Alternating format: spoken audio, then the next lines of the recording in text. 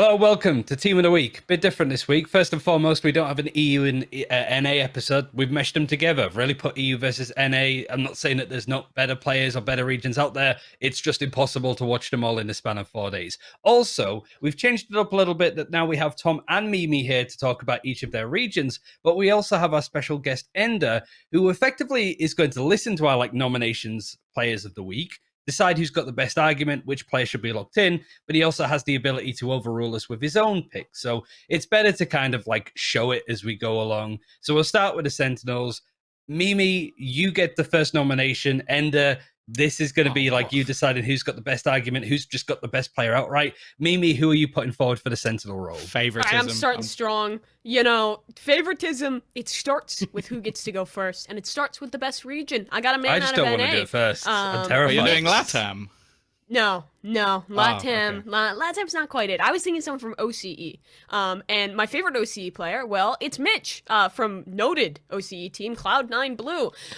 So he played a series this week that was pretty close for Cloud9 against XSET, and I feel like he was a big tipping force in that. It starts a little rough for the man, right? We play on that bind game, felt a little bit, a couple tough moments, but what was impressive was once Cloud9 could rally back for the second two maps, Mitch stepped up in a massive way, playing both the Cypher on Breeze and then the Chamber again on map number 3 of that series. And in both of those, first of all, he's just boasting incredibly impressive stats, taking an astounding amount of opening duels as a Sentinel, especially on that Chamber, being hyper aggressive, really good use of the rendezvous to get away and get those early frags, which helped to shut down an XSET team that is very much predicated on the two duelists in Zekinen and Cryo creating that space. So when Mitch could find these very easy opening duels, rendezvous away, he found a lot of success out of that. When they were playing on Breeze, his lurk timing was, I don't know what this man was doing. He put on the rat suit, he had the impression going on,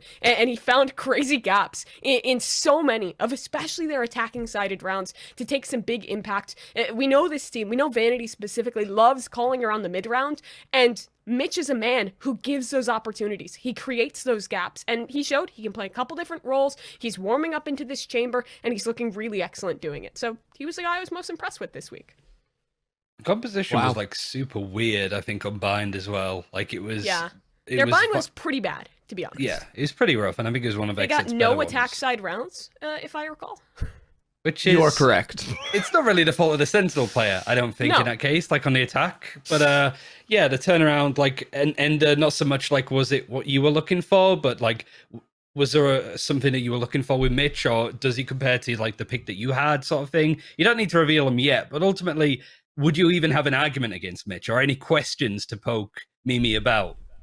Yeah, so basically my pick wasn't Mitch, but my pick was a complete toss-up with Mitch, basically depending on whether I valued really sick individual clutch play or the lurk play that Mitch really showed on Breeze. And this is something Mitch does so well on so many different maps. I think when he plays Cypher on Haven as well, he works mid really well and is able to find good lurk timings there as well. So for me, Mitch has always been an excellent Cypher pick, and I feel like every point Mimi brought up, I agreed with, and it really was a hard decision for me which way I was going to go with that. Yeah, I think he was one of the few actual Sentinel players that played Chamber as well, especially in NA where so many of the Chambers were yay, and the Duelist just swapping over to it on maps like Fracture, right? So the fact that he can actually play it so well and up a little bit was pretty impressive. But what about other side of the pond, perhaps, Tom? Who have you got that could potentially go up against Mitch here? See, now, I was going to set myself a rule previously of not using this agent as a Sentinel, because I do think it's kind of cheating, but Chamber was designed for this man. I'm going with Yumpy this week. He only played it on Haven, 23 and 13, plus 10, finding loads of opening duels, probably one of the best players at getting that opening pick and just teleporting himself out of there. He played on a team with one of the weirdest comps I think we've seen in a while, pulling in a Neon in there, Navira switching things up to a KO as well. I'm not going to lie, I didn't particularly like the comp. I didn't think it was mind-blowing. However, Yumpy was still an absolute tank. I also think for EMEA, in terms of Sentinels this week, it was a little bit weaker, and he was the only one where I was kind of looking at it and going, he had high impact in a lot of the rounds. He also switched things up onto a multitude of different agents, but of course, we're talking about Sentinels, and hey, I think he basically won them Haven. Is it fair to put him as your Sentinel pick off one map of play? This guy Yes. flexes around. He plays everything. He was playing more Sova for them, more Breach for them, more of these other roles. I don't know if one map of Chamber can mean that he's ready to be on like the international like all-star team as a Sentinel. To be fair, though, I he don't did know. play like Killjoy previously on this That is map. Like, it's Exactly. not like he's not a Sentinel player ever in the past. He That's used to do fair, it quite a but his bit. Killjoy didn't blow me away, to be honest. Like, compared to, like, this Chamber, like, he was fine. He was consistent. He's IGLing. He's doing well. He plays a variety of different roles. But I'm not necessarily disagreeing with you, but I think that Yampi could be much better as fitting into a flex role versus someone like Mitch, who is very specifically playing onto this Sentinel. He can play the Chamber not just as a I'm a funny duelist player. I have big op. I push with the Chamber in that he'll actually be using the utility for good and getting forward information without taking too many risks and not having to be the hard entry, but instead finding these consistent lurk timings, which I think that consistency shows a lot more to me than one map, which for all we know could just be an overperformance. I will say, luckily, though- Mimi. Wait. Luckily, Mimi. This is team of the week and not team of the entire year and their whole careers. So I'm looking at a map now. They only actually played 3 maps, so 33.3% I mean, of that's the the time most is actually maps on that a you can play in a Sentinel. week, to be so, fair, So there you so- go. Exactly. But they only played 3 of them, and because of that, percentage-wise, he played it as much as anything else. Also, like, He played well, at 66% initiators. He's a majority initiator player. If that's your math, that doesn't To be- work out. like, It's just fine. It's fine. this was a disaster. Right, so like last week, at least he did play like Chamber 100% of the time. They did lose against Gambit. It was pretty embarrassing. I think Yeah. bonus points for looking as doo-doo as he did last week to looking a lot better and a lot stronger. But I think it is just, especially now that we're having this kind of like weird meta thing where a lot of duelists are playing Chamber. For example, I imagine once we get onto like the duelists, the entries to Jets, they would have been playing Chamber a bit of the time as well, right? So like, I think in this case, I could still give it to Yampi because I think he's mostly on that Chamber mod and the other agents. I think statistically speaking, that'd be the case, right? Like 3 out of 5. Sure. But it I wanna was- hear then. Why am I Go arguing ahead. for Tom's pick? I don't Yeah, know. I was gonna I say, don't know I why want you your are. pick, Ryan, because I don't. Are you seriously gonna just support Yampi for the one map and the one time he played the Chamber, or do you have someone Yeah, else? Ryan, you should do that. 'cause Well, I actually went even for I'm somebody not that- sure anymore. Like there wasn't that many people. Like I think there was 4 people in EMEA that played Chamber this week, which is quite surprising considering only one team didn't this week for NA, Yeah. which was Knights. It was Frosty because he was on the Killjoy. I wanted to mention the guy that played up against Frosty this week, that being Dapper.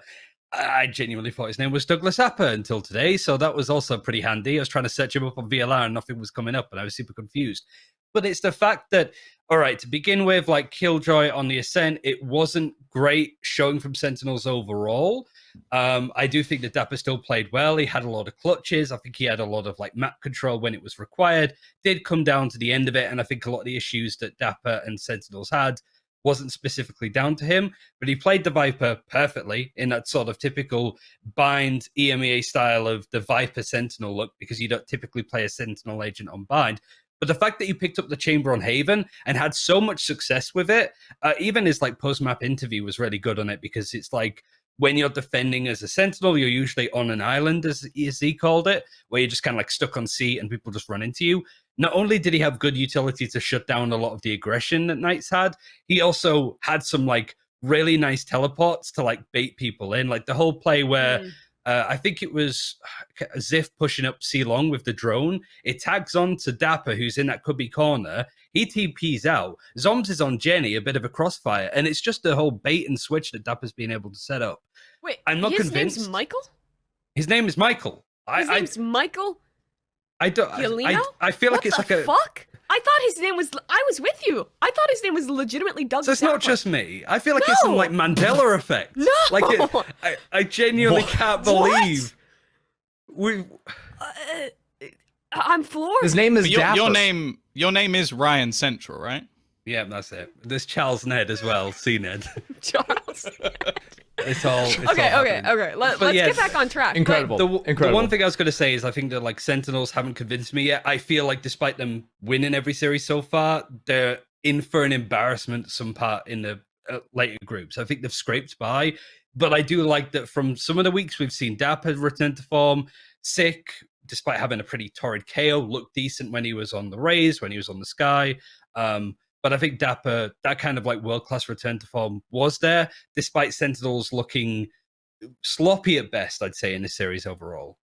I was not very impressed by Dapper, to be honest, this week. I thought he was fine from the stuff I watched of him. That Ascent game really sticks with me. When he was playing the Killjoy, on the defensive side for Sen, there was like this initial streak for PK where they were just steamrolling, and it didn't feel like any of the utility for Dapper, anything was really shutting him down. I think it was like 5 or so rounds in a row right off the rip of the game where nothing was really happening. It felt like as a whole they were slow to get started, and there was a couple cool clutches, but I never felt wowed by Dapper. It didn't feel consistent to me. You say a couple cool clutches, but legitimately, it's like a 13-7 without Dapper. He had 4 rounds, if I remember correctly, where he had a 3K, and it led to them winning the round. I think we're starting to get a glimpse of who Ender picked. No, here's the thing. I think that Dapper, sure, that's fantastic, but PK shouldn't be beating Sentinels. PK really shouldn't be beating Sentinels. And this form for them is a little disappointing, and it is way closer than it should be. I think the performance that Mitch put up against a squad like Xset is more impressive. Even if there are less flashy clutches from him, it's the consistency against a consistently better squad. Sure, I think it's a case of like, my argument to that would be it wasn't like Mitch just on the back of it won Cloud9 the series. Sure. I feel like it's more of a case of like, if Dapper didn't perform as well as he did, Sentinels, I think we're going to lose this at least 2-1, because I think there were chances where like PK slow starters, I think they were like 0-5 at least every single time that they started one of these maps. I just have a sense of, especially on Ascent, parts of it were sick just inting, like just shooting it down short, trying to take a fight and then just getting domed, or like a crossfire setup with 10s. I don't think it was ever Dapper that was like, maybe the first kill on like an execute that was coming straight out of Knights. I'll have to double check.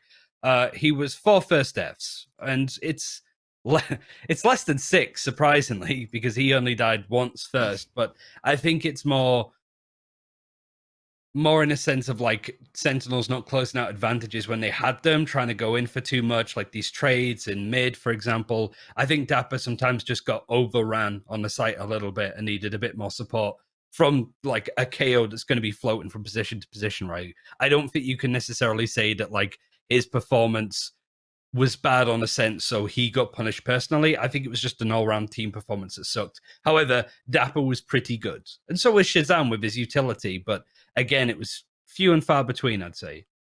I think like throughout the 2 series I've seen Sentinels play, their Initiator utility, specifically Flash utility, has been pretty dreadful. Like we saw from Sick in that Ascent game, like so many times, like using flashes, teams not playing off of it. Shazam even said in an interview the week before, when he was playing Breach on Fracture, that they had a lot of issues with that as well. So to me, I don't really feel like their defense in particular came down to like Dapper being a weakness, and that's where the rounds were being lost. I think he was the one that was saving the rounds, and that was my vote. My vote was Dapper. So I have to say RyanCentral came in with the agreement. I thought Mitch, I agree, put up a very strong performance overall. It was very close between those 2 players, but my vote is going to rest with Ryan on this one. Was there any other argument from Tom and Mimi that would sway you to change your mind, or was that just...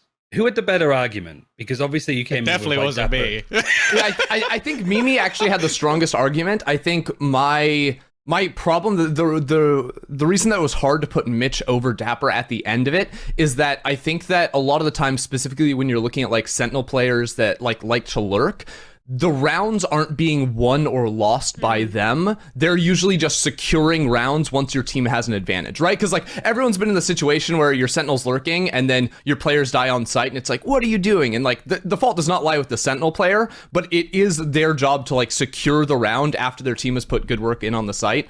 So I feel like overall impact, I think Dapper had more impact in keeping Ascent very close, pushing it to OT and the later games for Sentinels than Mitch did. Initiated. His lurks on Hookah, on Bind, like Dapper just fucked them constantly. He was just going in there for free because he knew the sort of timings. And I even think the sort of toxic screen lineup that you see a lot on Bind nowadays was more for Sentinels that they used, or like from Masters use, right? So they had a good understanding of it.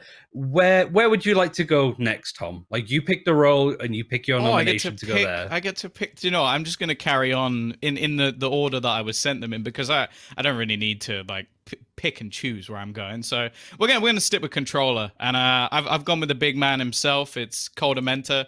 I think this was actually, like, last week we sort of spoke about how there was like a clear victor with Mystic. I think this week there were definitely a couple of players within EMEA that definitely could have got a shout out. I think Boo was one of them who had a very good performance, but it's mainly the focus I want to have is on the opposition. They took down the undisputed best team in the world.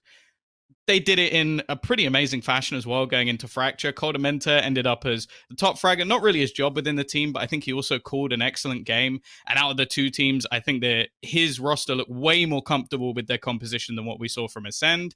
I think also the combinations that he was able to throw through while having Safe so aggressively on that jet, and then also having the raise of Trex, like it looked almost like something that could be a disaster, but he was that glue that held everything together. For the rest of the series, I think he played decently, but it was that map that I think it was Starzo actually tweeted out afterwards, like, we only lost this game because Coldamenta had a life game. And you know what, Starzo? I agree with you. He took the teabagging personally at the end of Split. Like, they all stopped the defuse, bodied Coldamenta's corpse, and then we're back to defusing. There were pretty good calls. I think that like he was one of the better shots for like EMEA. Anything that you'd want to question, Mimi, or do you want to just get straight onto your nomination? No, I mean, I think Coldamenta is the obvious choice. If you're talking about a player from EMEA, I mean, you beat the best team in the world. He looked good doing it. This guild squad has been one that has felt so kind of like close to being good for so long. Now they've made a couple changes. The IGLing is looking especially good out of Cold, so very good pick. I'm a fan of it, but I'm gonna pick someone out of NA because I'm biased. Let's go. And that's gonna be Marv from. I almost called him Envy because I'm used to Envy, but it's Optic now. And for Optic Gaming, let me first put a little teeny parenthesis that yes, they played NRG. Yes, it wasn't like the top tier, like world's best competition that they played, but what Optic did was obliterate them. Quite frankly, it was a very one-sided match, and I think that Marv was a big part of that. And he was playing both the Viper role and the Astra role within this two-map series. And the Viper is the first one I want to talk about. They played Icebox, and he was just such a constant rock for them. Playing over towards that B site, he was almost always just locking things down early with a wall. He was playing this really aggressive one-way, taking these early fights, which you don't often see that much. We normally see more of like that kind of like, I like to call it like the jungle gym setup where you have both your duelists, or you have like a chamber and a duelist fighting for the space up top. But he was soloing this site consistently and was still managing to dissuade. He had really high clutch potential, and also just in way of the fragging, he was tied for the most multi-kill rounds overall. I think he had something like 15 rounds across a two-map series where he got a multi-frag.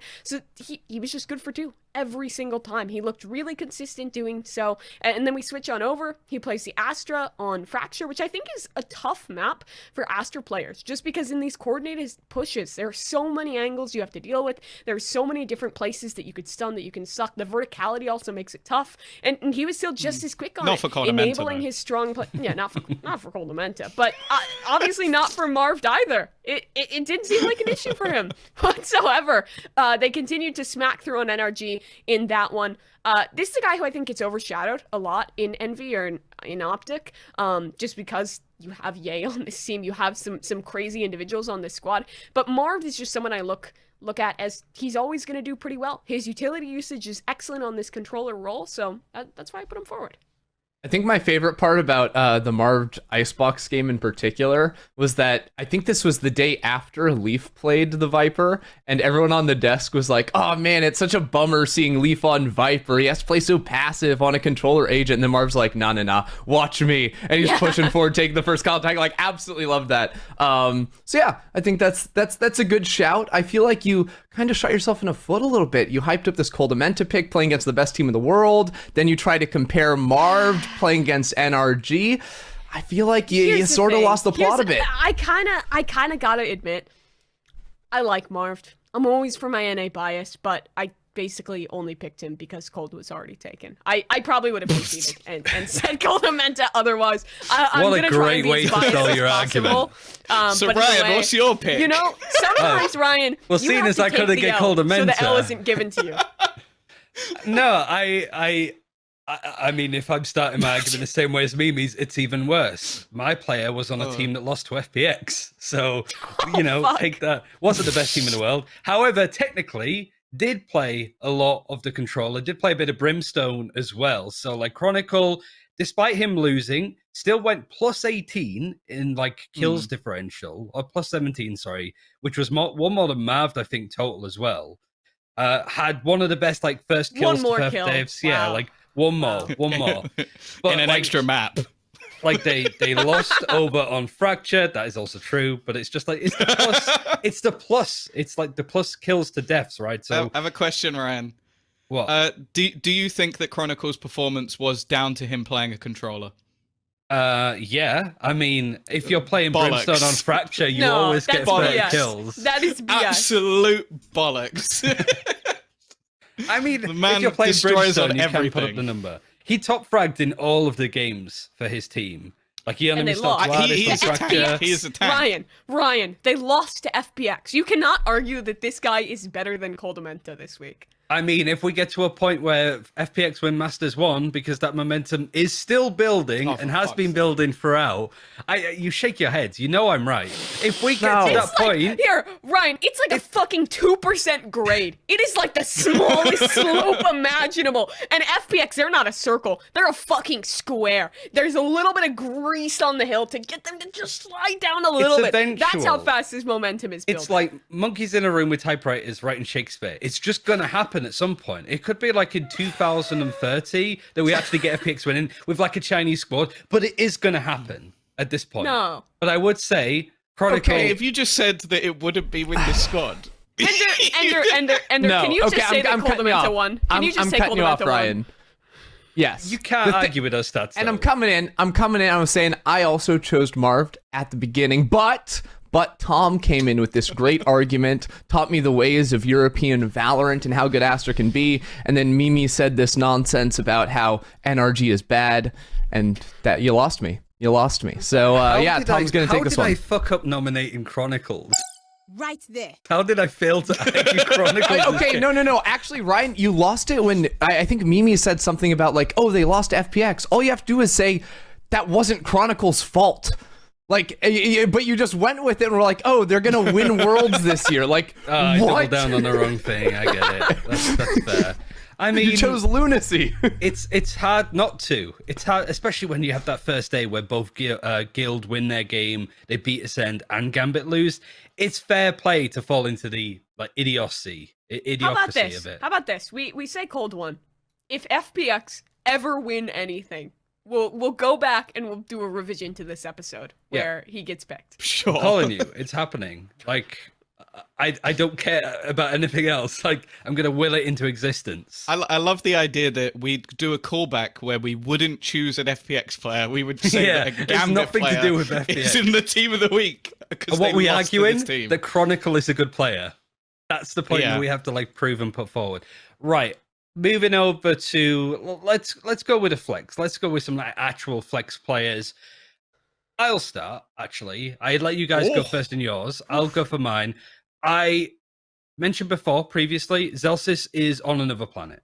Genuinely, I think that we sort of eked and talked about him a little bit and how what is good his he's been player looking. picture? Why is the player picture so fucking sensual? Why does he have his like arm up? He's Why- getting painted like one of his French girls on the card. I like. He I like knew it. exactly. Yeah, he knows exactly what he's doing, right? Doesn't he just say sussy every time he walks into the office as well, like for V1, just to the receptionist, and he films it? There's a lot I don't understand about like NA teams at the moment. That's one of them. The other is 100 Thieves, but we won't even go there.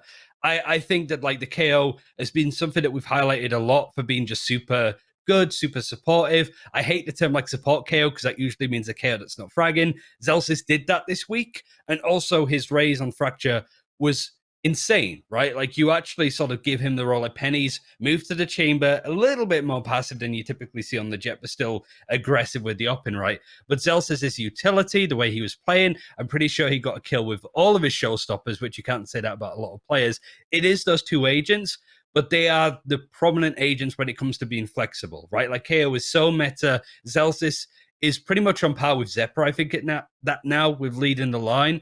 And like this V1 team, we keep saying it, but it means business. And the way that they're just dismantling teams on their way through is impressive. But the way that this guy is like matured and grown as a player is something I'm super excited about once we actually see V1 face up against the other big teams in their group.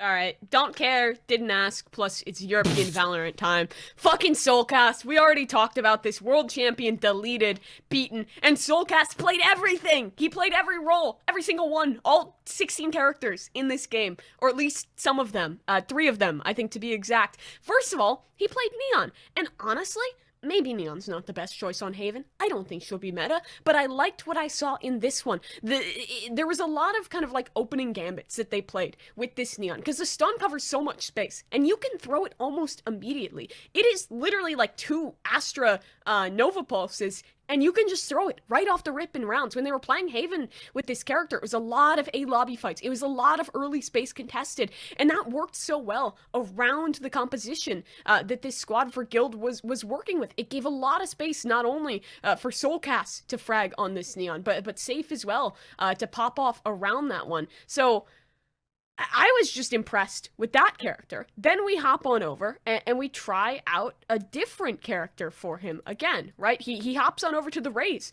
on Split, and he has an 83% cast on that map. I'm not always going to be a stats Andy, but I think on this one, wait, I also think I said Safe. I said the wrong name, but that's besides the point. Good argument. Still the point that his Neon was really good, and his Raze equally so. Really impressive performance, high involvement in kills, a lot of openers, creating the space for the squad on that role, and he also played the Breach, and the Breach wasn't quite as good as the other roles. Let's be honest, he was more aggressive. Bind was trash. So Bind was trash when you say for Liquid. When you say other roles, you mean when he played Duelist. So you've kind of just given us a Duelist of the week and then gone, hey, he played Breach too, but not that well. I don't think you've come up with a flex player at all, I'll be honest. I think a secondary Duelist in a way is a flex. I think a secondary Duelist is a flex. And I think that's what he gave us. And we know he can play other roles, and the Breach, it was fine. It was but fun. who was the main Duelist on this team for this week? Yeah, on Split, he was Scream definitely... Sky? Yeah, on Split, he was definitely the main Duelist, so there's no argument there. That's true. And on Haven, he was also the only Duelist, so this argument's going very well for you, Mimi, I'll be honest. I'm gonna hear this one out.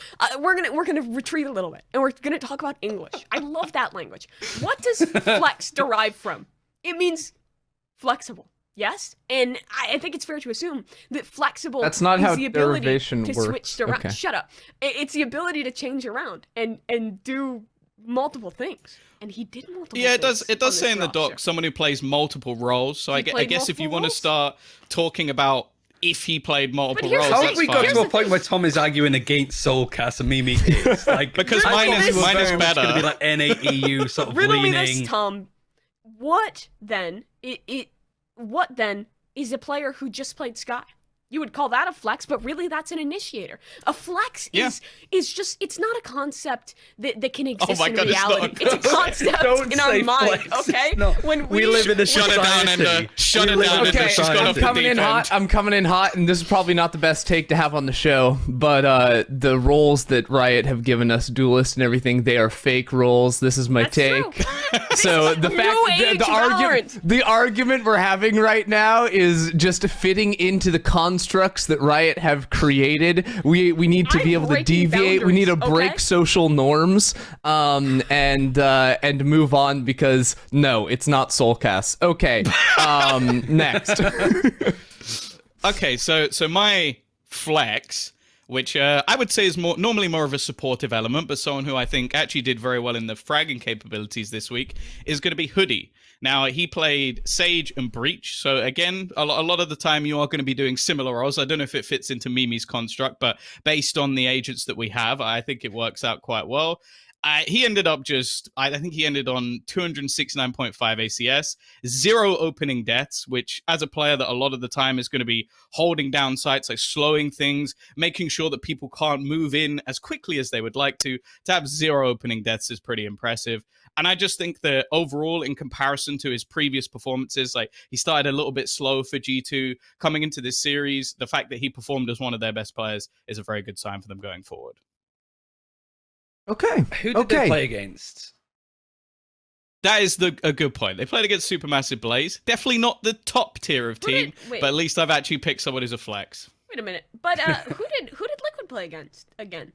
An actual Na'Vi. An actual more competent team than Supermassive Blaze. This week that's arguable. I think they looked rough this week. What but Na'Vi they're did? on paper a better team than SMB, and I think they looked fine.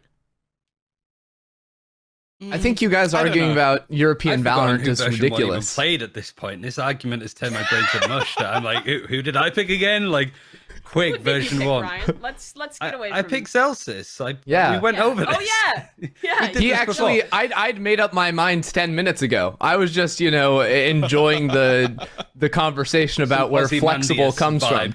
Which, by the way, sorry, no, Mimi, before you get your point, this might help you with your point. The word flexible derives from late Middle English, Old French, and Latin, flexibilis or flectere, to bend. So, continue. To bend. Nice. The rules. I'm thinking, if we're talking flex, the most flexibilis looking man in this week has got to be Soulcast. He played more creative roles, and I'm bricked up for creativity. I'm bricked up for teams trying things new, and it worked. It worked. It was good. It worked when he was a duelist, I'll give you that. Yeah. What? You can't say that. You can't say that if you're going to say, it was only when he was playing an Initiator that he was good. That's the same point, Tom. You've just circumvented yourself. You're trying to... But you said his Initiator was bad. It's not anything Tom says. You're like, oh yeah, the Breach wasn't that impressive, but man, when he was playing those duelists, what a flex player. Ryan takes this round. You cannot argue that he played it. Do I just take this round one from of the just breaches I've ever seen. Doing the work. Like, what pick did you have? Did it match with anybody's? I had Celsius. I had Celsius. Yeah. You're just based.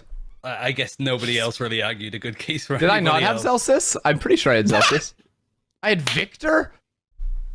Why did I have Even though his own choice, he's been convinced. Honestly, so no, well. I was instantly convinced off of the Celsius call, to be honest. Yeah, no, Victor doesn't get it. It's Celsius. I mean, Victor still played well. Why am I arguing for your pick over it? Like, just shout out to Celsius. All right, wait. Okay, can we just move on? I think you've made your choice, Ender. Have you? Knife deployed. Yes, I have. Celsius, you got me. Choice has been made. Go. I have to fucking clean my palate quick about just absolutely spouting some BS about European Valorant, because European Valorant isn't good. They've never won anything. But Mimi, I'm gonna help you out. I didn't choose a single EU player. Okay, keep that in mind. Go on. I chose two, just to seem unbiased, because I'm not. But for this one, Trent is my choice. Trent, I feel like we've brought him up literally every week that we've talked about NA on this show, because he looks look at so that picture. good every time. It's a very, very pure picture. This kid is ridiculous. They absolutely plastered 100 Thieves, and Trent was the one to lead that charge. He was playing the Viper, but the Sova is the focus. Sova is his primary role, and it's when he looked the best. He has an insane skill ceiling, and every week we have seen him continue to improve. This guy pulls off ridiculous clutches in very important moments. Same was true in this week in the game against 100 Thieves. He completely diffed Hiko, because Hiko, while he was sitting in the back lines in spawn, baiting the shit out of his team, Trent was fighting forward, right? Trent was taking these duels, being incredibly proactive as a Sova player, being up there with his duelists, playing the trades, and that's why he had so many, that's why he had so much impact and so many kills. I got very distracted by Hiko. Popping up on our screen. Hiko is unequivocally the baiter of the week, but I think Trent is always going to be a man to impress. Pulling off 280 ACS as a supportive role is wild to me, and he keeps doing it. It doesn't feel like a flash in the pan. It just feels like the beginning for this guy. Also, I think like a lot of the previous weeks has just been like guard beating straightforward opponents. So like coming in and 13-0 100 Thieves. Yeah, and I also think that series was not too far away from just being a straightforward 2-0 for 100 Thieves as well, considering that they were like 12-11 up on Haven before it went to overtime, where, of course, that's where the fake comeback really comes to pass and it all kind of goes to pot. Yeah, there's something about this guy, and the fact that like Trent has done so well up against the team that we considered to be putting up a shift. Fuck knows what happens with 100 Thieves from now on with their changes. Like, it's all over the place, but it's kind of on them, right? So like Trent, I want to see Guard make playoffs. I want to see them actually have a shot at making Masters. I think there's potential there for sure. Now, for my pick, real quick, I was going to mention Shazam because I think that like his utility was pretty good. But again, I kind of feel like nobody else from Sentinels other than Dapper really had like a world-class performance. Like the calls for Shazam were pretty good. But again, like moving over to like a guild player, I think beating Ascend, it has to kind of be in there. Like Leo has been somebody that we keep bringing up, doing the same kind of stuff. I'm not really counting the Viper in this overall. I think the thing that sold it to me the most is we know that his Silver's good. His utility timing, the shock dart kills he can get, the recon that's just catching people by surprise because he's so cerebral with the role. It's not like he's been playing Silver his whole like lifespan like Hiko has. I say his whole lifespan. It's not like Hiko's been playing it for 32 years. It just feels like it. Anyway, like it's just a case like Leo kind of has this idea and a different approach to the agent that is catching a lot of people off because they're like, oh, usually a player recon that's here, so I'm going to clear it. It's when Guild going in on execute, then Leo fires it that catches people out. But also the breach on a map like Fracture looked really, really strong. Like that's the big thing I think about that like main initiating role is obviously of the Silver on the majority of maps, but that breach on Fracture has to be good. It has to live up to that level. A lot of players like Shazam, like you mentioned before, are struggling with that aspect. Not Leo. He can play whatever's needed. He can flex onto other stuff if necessary, but because he is on that Silver breach the most, I think that he is a solid pickup. And I just think that like his performance constantly being that consistent is going to get Guild a pretty far distance, I think. I think that they're now favorites out of the teams to maybe get into those Masters positions. Yeah. I'll be honest with you here. I think I'm a little bit fucked. Firstly, because I know the Trent pick, I saw Hernandez's face. I like me fighting back against that's going to be pretty damn difficult from just the look that he gave afterwards. But yeah, I mean, especially the fact that he said he has no EMEA players, so naturally we just lose. We just naturally lose. I'm screwed. But I do think the Brave has had an excellent week once again. Like back to back, I think he's very impressive for Fnatic. I think he's someone that again is putting up numbers on when he was brought in as a support player. Like I spoke to Mini quite a bit before going into a lot of those matches, and he basically said like his role is to pocket Durka. Well, he's pocketing Durka and top fragging their matches, which alone is something pretty ridiculous. You're looking at his nice little cast percentage. I don't think you're going to see anyone higher than that this week because he was basically having impact in every single round. I think one of the main things I've really enjoyed, especially with Boaster switching over to the KO, I think Boaster was also a very good shout this week because I think that his KO seems to have a lot of value even when he's not necessarily fragging, but he has also started fragging. But it's the way that they play those late rounds. I really love that they just seem to have a lot of their players being a little bit more aggressive like Durka as he always is. And then you have players like Brave, like Boaster at the end that are just wasting time on the spike. And we saw so many clutches where basically BBL would try and retake and they would fail. Now, the reason I don't think I'm going to win this week is because they're up against BBL, and yeah. And it was scrappy as well against BBL. I have one final point to show that NA 100% wins. It's Brave AF. AF, a suffix. What does that frequently stand for? Air Force. Who has the biggest air force in the world? The United States of America. Where is the United States of America located? North America. And what then is the best player, the best region? North America. So Trent should win, obviously. He should lose just he for that. was in the army. No, the real loser is the American education system for producing that. Now, I'm going to be honest here. I actually I thought this was a pretty close round overall. Like, I even respect Brave and the performance he put up there. Ultimately, though, I think it's a little bit closer between Trent and Leo. And I actually really liked Ryan's argument. Now, I chose Trent before the week, bias showing through just a little bit, but I think specifically your point about being a little bit more versatile and flexible on the agents you can play within the initiator role, especially the breach on fracture, comboed with the fact that European teams have started drifting much further away from the Sova on like every map than like NA teams are still like very much locked into that.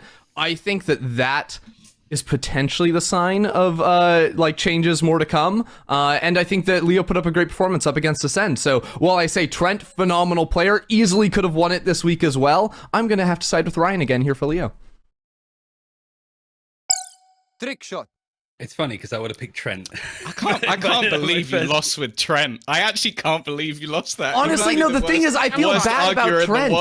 I feel bad about Trent, or like taking him again. He's so good. I mean, I don't feel bad. I feel bad about choosing Trent again because, you know, he's just so good. But then this whole Air Force thing got brought up, and honestly, I can't. I'm done So with your this final show, man. point lost you the round. That's impressive. And it was not related to anything. It was such a disconnect from the conversation. Who do we even have? Duelists, right? That's the last role that we haven't done. Yeah. Yeah. I'm excited for this Mimi, one. seeing as Trent was meant to be your palate cleanser and you still lost, here's a second chance to start off afresh. Who's your duelist? I'm calming down for a second. I'm resetting because, you know, we have to Do you keep want a things moment? very... Do you want me to ask No, Tom? it's okay. We can be educational here. I'm ready. We can be know. knowledgeable. And I am going to say that, unfortunately, I am going to have to pick a European for this one. And my answer to that is Safe. Safe plastered the best team in the world. And he had an insane amount of multi-frags, more than anyone else in the lobby, 24 opening kill attempts, and while he only was successful just a little over 50% of the time, the fact that he was that aggressive, the fact that he was confronting a team like Ascend that has these hyper-aggressive players like Charles Ned, who can completely take control of matches, he denied that. He pushed back. He was the man to push forward, deny us Ascend their normal style of being able to play, and to be honest, to crush them. In the end, he was great when the op was in his hand. No one on Ascend was really shutting him down once he got that operator out. And when he was on the rifle as well, he was looking great, super aggressive on the attack, and Russ was doing a fantastic job to enable him. The whole team was behind Safe, and he performed. Yeah, I think one of the big things that we kept bringing up was how is Safe going to do when he plays up against the big teams, right? Because he was just farming people that were in like the tier 2, tier 1.5 teams in the open qualifiers. Straightforward start against is either Supermassive Plays or BBL, one of the two. Like it all kind of blurs into one at this point. Tore through them. The fact that he goes up against CNED and comes out on top is pretty impressive. I think for me, though, it's quite easy for me to argue my player because I argued for them last week for North America, and that is Penny again. Like, again, it's that whole discussion that we kept having of like, we mentioned every other like first week of open qualifiers Jet other than him, and he is absolutely blown up. Tom was saying, is there going to be a person that has a higher cast of Brave? Apparently Penny by 89%. By one. I didn't even know that. I didn't even know that was a thing. By the way, in case it wasn't obvious, we're now using the cast at the top, which is kind of like the FIFA rating. So the fact that I'm explaining that 40 minutes after we started using that as a reference point kind of shows where my mind is. But I also think that I was never a fan of the people like, I was going to call him Charles Ned for Christ's sake, C-Ned and Ye, those kind of players moving over from the Jet to play the Chamber. It really annoyed me that they were doing that because Jet is so good at being the entry, right? So when you see a Jet player move over to Chamber and then try an entry onto the Breeze site without smokes, it's kind of painful. However, I think that Penny being able to work on that Chamber to sort of use that utility, to be that Sentinel role and lurk when necessary, but also to get the op online and to just be a pain in the ass to deal with consistently was the way that this agent is going to look out in the future. I'm actually really excited for Chamber in the meta just because you can have like the Dream Masses and the Yampies playing it in that very Sentinel-esque style, but still popping off. But then you also have Duelists using it as their main op-in agent. Like that is a really interesting way to see one agent played in two opposite ends of the spectrum, as the entry and as the person that's watching your back at all times, right? So Penny, again, leading the line, I think, for me. The only argument I suppose I'd have against it is he was just kicking ass on Rise. And I think that, like, I'd argue with Safe, but I think that there's also some other pretty good nominations for Jets and entries this week. I'm pretty sure I know where Tom's going to go with this one. Well, first, I want to press this Penny thing just a little bit, because is this best duelist or is this best opper? Yeah. Is this best Or best flex chamber? here? or best chamber, because his chamber was better than his jet. You just can't like. Let's be a stats Andy. 29 and 11. Where was on this? the chamber. Where was this pick in Sentinel, right? Like I said, that's my question. I think it's that kind of like main tip of the spear sort of agent, right? Like, especially when you have somebody flexing onto that other duelist. Like I said, I think there's going to be a lot of those, like, you can't say that Ye isn't the entry for Optic, but he'll still play the chamber. But the way that he plays that agent is going to be very different to like how Yampi or Dreamas or Mitch approaches that agent, which again is really interesting. But it also kind of like, we're never going to have a team of the week. We're never going to have roles that suits these guys because everybody's just fucking about with the moment. Not to be a tomfoolerer, but he, of course, I mean, Safe played only Jet and looked really good at it. I think if we're talking about a pure Duelist pick, he wins out straight up because he played Duelist. And I don't know, because you haven't actually heard my pick yet. Okay, please. Well, go ahead. So, we going into EMEA, the highest ACS Jet of the week. The highest ADR Jet of the week. I'm pretty sure the highest kills in a map on a Jet of the week. So just to get that out there before I actually say the name, because I think it's just good to start things off in that manner. We've got Artist. Now, I'm going to quote him and say he's the man who walks on fucking water, which is something he said in a wonderful interview we had before. Now, we've had a couple of players come out from Guild. Now, to say that it took 3 players of the week to take down one team of Ascend, who I think made some kind of sketchy picks. I think it was even something that Ryan alluded to. Yeah. I don't think you need 3 of the best players of the week. I'll admit, I'll give them 2. But I think when it comes to the Jet, to take down Gambit, who I think personally with the team of last year, winning a Masters, finishing in the final. In fact, Ryan even put Chronicle in as his controller of the week, saying it took something big from FPX, maybe even being one of the best teams. Well, we haven't highlighted any of their players. And I feel like I've just used their arguments for me. It's made things quite easy to go into this one.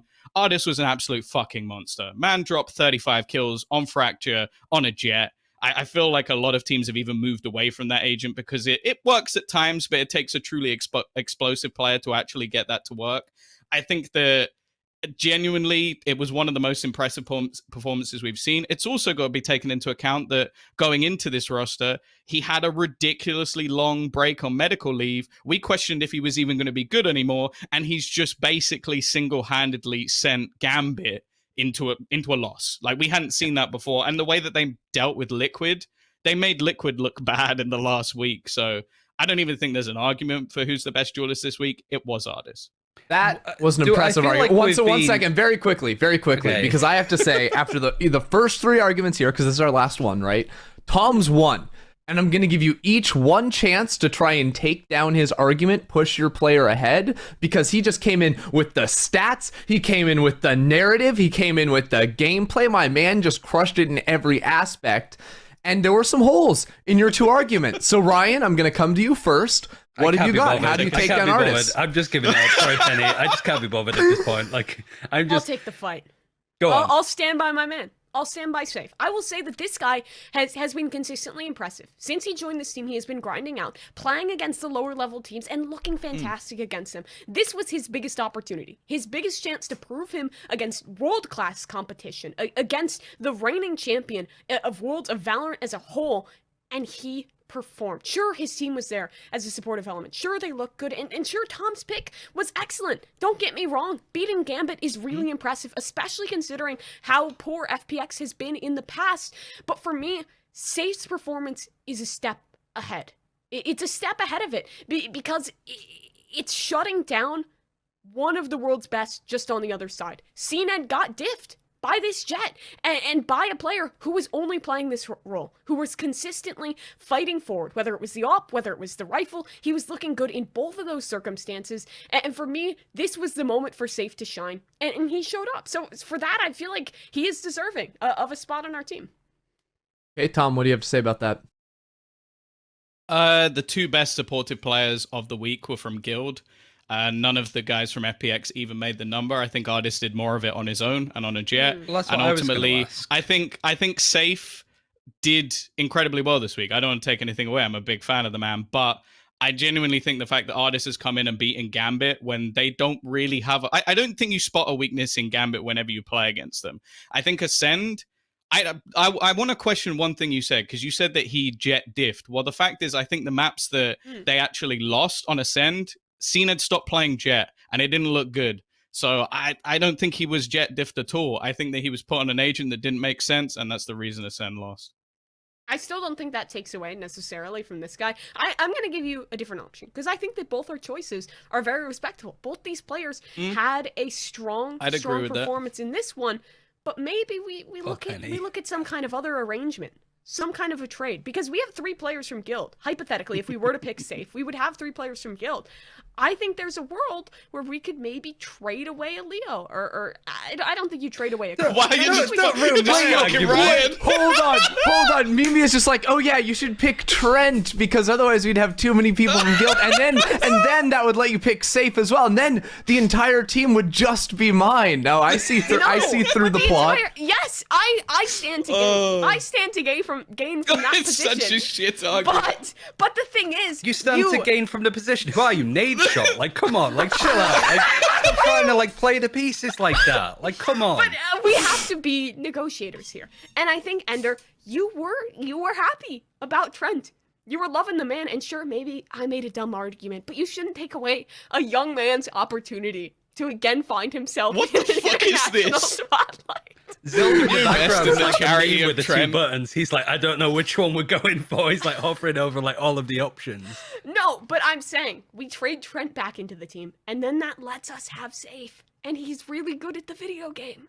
Okay, here's what's gonna happen. Please. He's gonna throw in somebody else. Just some other jet I mean, player. you could. No. Artis wins Jet of the Week, but Mimi, you win Criminal Mastermind of the Week. Like, I don't know Is it how. between her and David Denis by any chance? Oh my We're just gonna keep coming back to that. I think it's one of the Incredible. best cards that we've ever made. It's so good. Yeah, I don't know how you tried to just like completely reshift all of the picks at the end just to win all of them, because I was like kind of following along for a second, but I saw through the lies. Well, good attempt. You're too smart. Got him. Unlucky. All right, so that means our team of the week, starting with a Sentinel pick, is Dapper. Our controller, and I guess IGL for this one as well, would be Coldamenta. We didn't really speak too much about the calling there. Luckily, it didn't really become too much of an issue. Leo is the Initiator, Ardis as the Duelist / entry, and Zelsis as the actual flex. Ender, are there any other players that we haven't mentioned that are worthy nominations or just Did worth a Mimi shout get out? any of her picks? No, I got none. I got fucked. Wait, really? You missed out on. I mean, like it'd be cool to show like she each of had our like good teams. picks as well. She Yeah. had good picks. Just I felt like such fucking Mimi got shit second arguments. I place got every second time. place in all of them. Literally every single pick, I was in second place. You went I through will all of the have the stages of runner-up, grief. You were literally bargaining at the end. You went through wrath, certainly when you got to like the brave stuff. You just Wait, we you have just an went NA off. guest. You picked Trent and you lost. That's the most impressive thing of this whole episode. Yeah. Okay. So here's our 6th man is going to be Trent on the bench, and Mimi's going to coach. Oh, that's God. our team. God bless. What? I can't wait. Oh Christ! I mean, at this point, like we've got so many other different matchups. We've got NA and EMEA to look at with both the schedules. I suppose it'd be up. And who's a player that you think is going to be a nomination on the list next week? Like, what games are you watching, and what players are you thinking are going to step up?